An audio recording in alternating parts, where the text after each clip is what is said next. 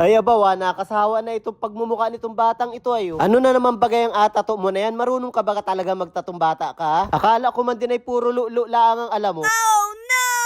Marunong ka din naman pala magtato ay. Akala mo totoong tao din na yan oh. Ay abawa, portrait pala ng anak nila ang atato mo. Siguraduhin mo tutoy na kamukha yan pag natapos dahil pag hindi ay ikaw ang magabayad sa mga yan. Mga taga-barangay wawa pa naman niya mga yan. Anong liligalig ng mga yan? Anong dami ko man ding client na tagawawa, pero alam ko maraming tattoo artist din dyan ay. Hindi ko lang alam kung bakit ako napili nila magtattoo. Ang gusto siguro nilang tattoo artist ay ulagin.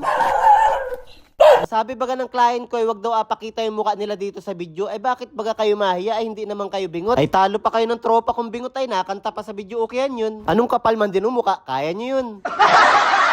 Abawa, anong pugi naman itong tattoo artist na ito? Mukhang tsako ay.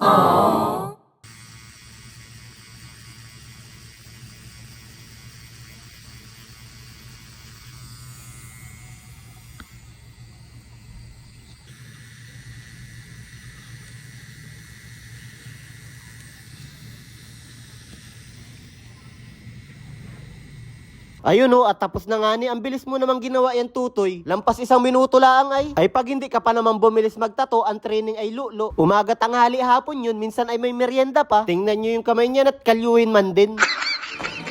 Abaw, anong ganda niyan. Tuwan-tuwa man din si bossing nung natapos, halos yakapin ako ay. Tapos ito na nga ni, si misis niya naman ang atatuan ko dito sa hita. Ano ate, pwede ka pang umayaw, masakit dyan.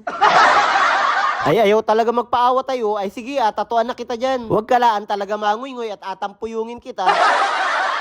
Parehas nga ni pala sila mag-asawa. Portrait nung anak nila ang 4 tattoo. Yung kay madam nga nilang ay matalaan nung anak nila tapos nakalagay sa box. Pag ganito lang nga ng portrait ay anong bilis kong gumawa, lalo na't black and gray. Ay para man ding hinold up yung client.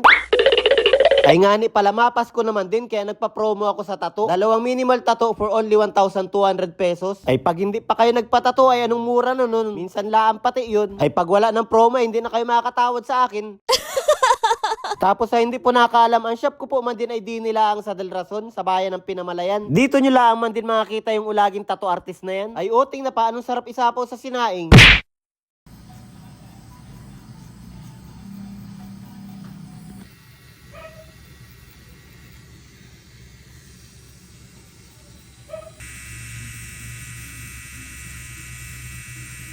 Ako nga ni pala si Aaron, ang babaerong tattoo artist ng Mindoro. Dati yun.